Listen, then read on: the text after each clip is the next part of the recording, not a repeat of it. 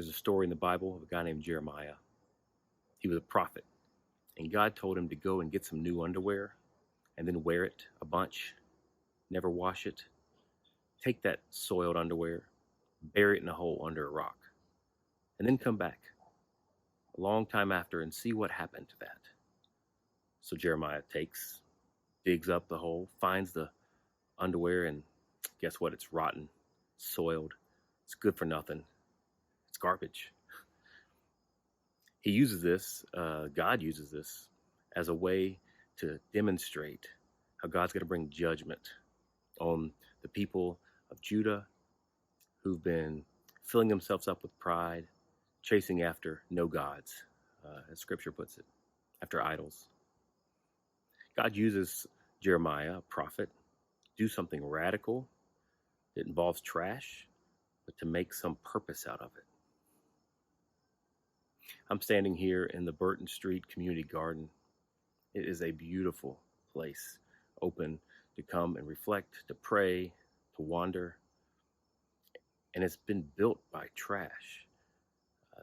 It's been built by all this garbage and items that were thrown out, discarded for years and years, that have been repurposed, remade, refashioned into something that tells a story, that depicts feelings and history and emotion and provokes ideas, insight. Some of our students were here this past Saturday for a tour. We did a walking tour of Burton Street through Hood Huggers International. It's a very informative tour, so engaging, and we ended up here in this garden. And I am just grateful that I found it, to be able to walk and learn and think and ponder in tangible ways how people have taken trash and created something beautiful and purposeful out of it. Isn't that what God does? God did that through Jeremiah, through this antic or this action, but God does that with us. It reminds me of one of my favorite living poets, Wendell Berry, who has this great, wonderful, long poem that ends with the lines, "Practice resurrection."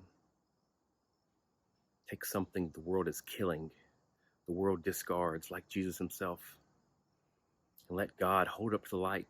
Let God put new life into it. That's what resurrection is. God takes the crucified one and brings it to new life. Art, poetry, creativity, these are ways God can still use us to shape and fashion with our hands and our minds some words, some objects, and show us that God does the same thing with people. So, would you look around your own life? Think about the things that you've been told to discard, throw out. Maybe a dream, maybe an item, maybe a relationship, maybe a hope. Hold it up to the light of God. Practice resurrection. Oh, and when you get a chance, come over to Burton Street and walk around this beautiful garden.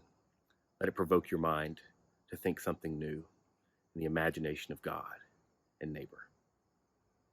Peace of Christ be with you.